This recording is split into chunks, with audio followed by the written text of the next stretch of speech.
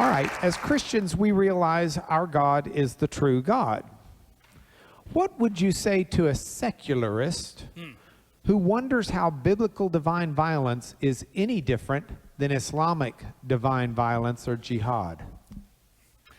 Yeah, well, first of all, I would say that, as I was saying, I was addressing Christians who accept the Bible as God's revelation to them. And so a non-Christian is going to struggle with an issue like that. And one of the things I would point out is that the Old Testament has the New Testament that turns the physical warfares of Israel into the spiritual warfare of Israel, which is something the Quran doesn't have, though there are some authoritative interpretations that make that move that Osama bin Laden obviously doesn't accept.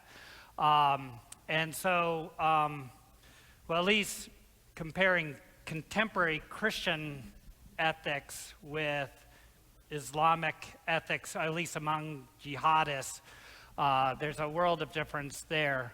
But it boils down to something that they won't accept, in my mind, and that is that we understand that Yahweh, the God of the Old Testament, is the true God. And we don't believe that Allah is. And so it boils down to other issues, I think, of apologetics and evangelism rather than, because it is true that the Quran derives a lot of its theology out of the Old Testament. So essentially, when we come to that level of the discussion, I turn it over to apologists like Mark Lanier and Paul Copen and others. All right. Does the amount of usage of herem in the Bible say anything about how much prep is put into it? Or is the act of herem used a lot and just the word isn't? Well, that's a great question. And it's, the term herem doesn't occur all that often. Remember that it's connected not to all warfare in the Old Testament, but specifically to warfare within the land. And even there's a case to be made that herem doesn't necessarily involve the death of Canaanites. There's some good evidence that, as I said, some Canaanites came over to the Israelite side, and also that some Canaanites fled. It wasn't as if the Israelites were commissioned to go after them and to kill them in some land of refuge or anything like that. But the term, and this is something that Paul Copan points out that I agree with, it's really something that's restricted in time and restricted in scope. Does that get at that question, you think? Yeah, I think so. Okay, would you agree that wisdom can be characterized as the mind of God? And does the fear of God serve as a guide for humanity in facilitating it and living a godly life? Okay, could you give me that one more time? Yeah. Why don't we break it apart into two? Yes, good, thank you. Would you agree that wisdom, chachma in Hebrew, can be characterized as the mind of God? I would say that, of course, God epitomizes and is the source of all true wisdom. I'm not sure I would quite put it that wisdom is the mind of God, but certainly as God acts and as he speaks, it's an expression of his wisdom. Would you go, this is me pressing the question now as opposed to that, would you go so far as to say that wisdom in this sense, whether it's the Old Testament chachma or Sophia in the New Testament, that wisdom, sophos, that wisdom is seeing things in the world from a godly perspective? Oh, yes, yeah, definitely. Okay. Definitely, and the fear of the Lord is the beginning of wisdom, is communicating that to us, because and it's contrasted with being wise in your own eyes. So yeah, definitely. There's an argument that the Hebrew people used God, in quotation marks, as an excuse to annihilate their enemies. What are your thoughts on that? My thoughts on that is that that would involve a rejection of what I think is divine revelation in the Bible. We might understand that if we were just looking at things on the ground, but we have God's own self-revelation, which is interpreting his divine acts in the land. The next question says, may Christians pray in an imprecatory manner? If so, how and about whom? And it'd be useful to make sure everybody knows the imprecatory psalms are the ones that say, you know, happy will be the one who dashes your baby on the rocks. That would at least be a verse of one. Yeah, and things yeah, like right. that. That's thanks for giving the most extreme example there. Sure. To make it harder for me. That's my job. For many years, I thought that it was inappropriate for Christians to pray the imprecatory prayers.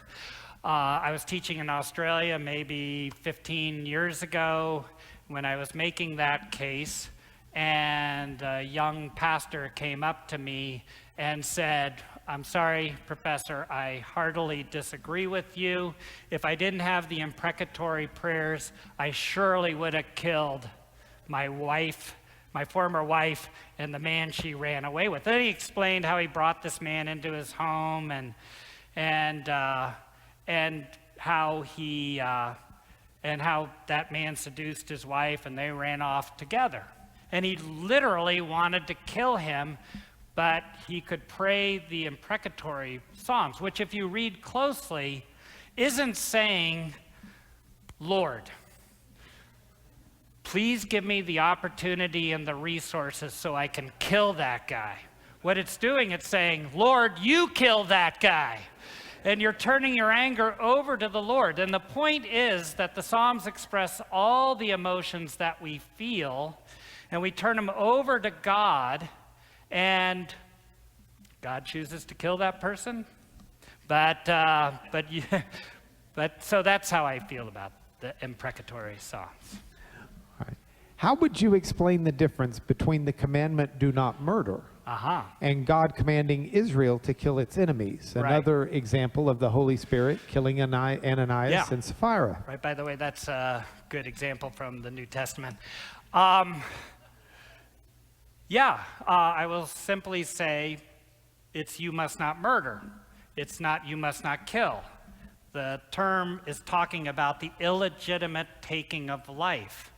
Obviously, in the case law that follows, there's the mention in many cases of capital punishment. Now, I think that's I think that's the maximum penalty. I don't think in all those cases, there's a passage in Numbers 35 which says, in the case of premeditated murder, it doesn't use that term, but I've got a lawyer next to me, you must not substitute any lesser sentence, which means that, and that passage and other passages suggested, but it's you must not murder, ratsak, and which is a more specialized term, I believe, even though it's in some passages, it has a broader meaning. So when God allows for or even commands the killing of another person, that's not murder.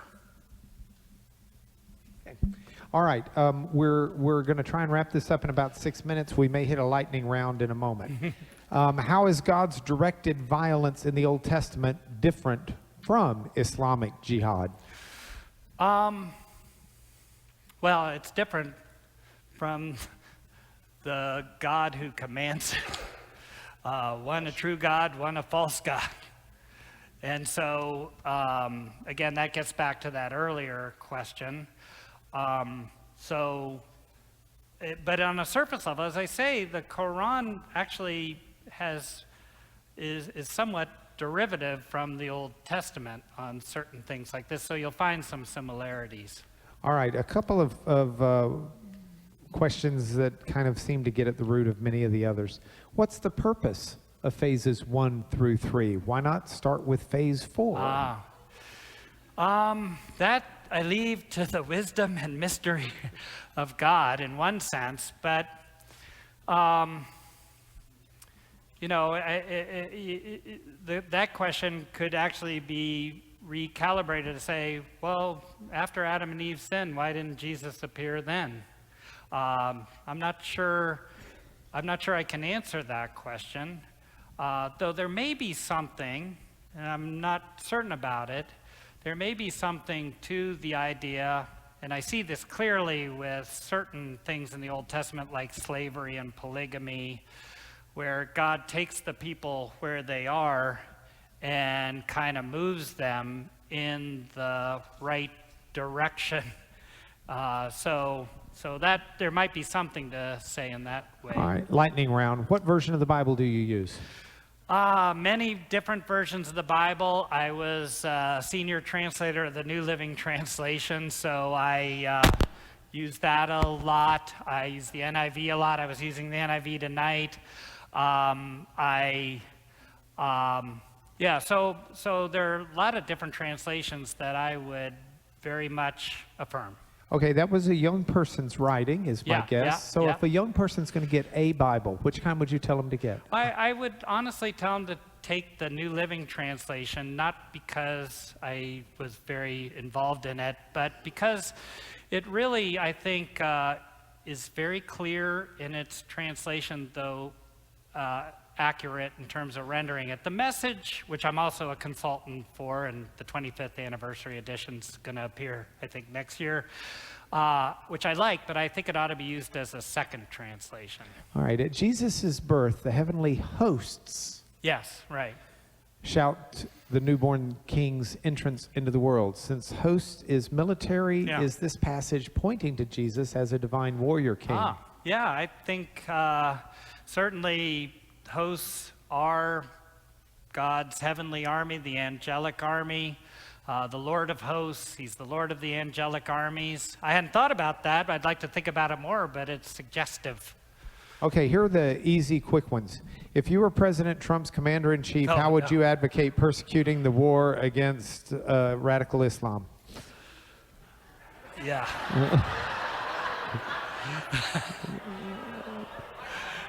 Lightning round. Yeah, no contendere, or whatever.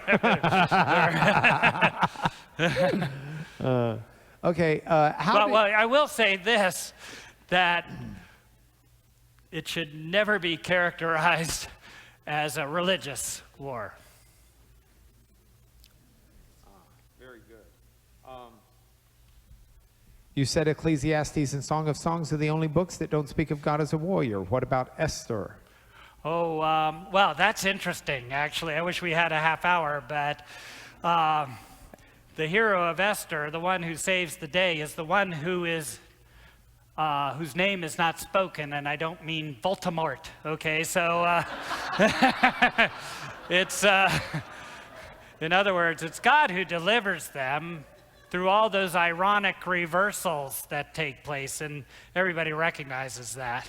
And by the way, Haman is an Agagite, which means he's an Amalekite, and Esther is a descendant of Saul, and therefore we have the completion of the story that began in Exodus 18, and Saul didn't do it in 1 Samuel 15, so it finally takes place in the book of Esther.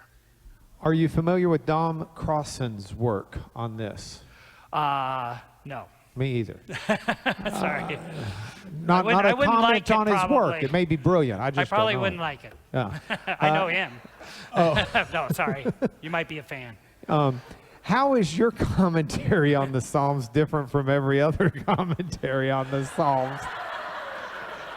Besides, it's great. No, no. There is a difference. There is a difference, and that difference is, with one exception, it's the only commentary on the Psalms which gives a Christological reading of all 150 Psalms. And the only other exception is Zenger and Hosfeld's Hermeneia commentary, which is virtually so technical that you would never want to read it. And the last two questions seem to kind of go together. first of all, one person's offering to mosh with you. And the other one says, please comment on the relationship between your lecture topic and Megadeth.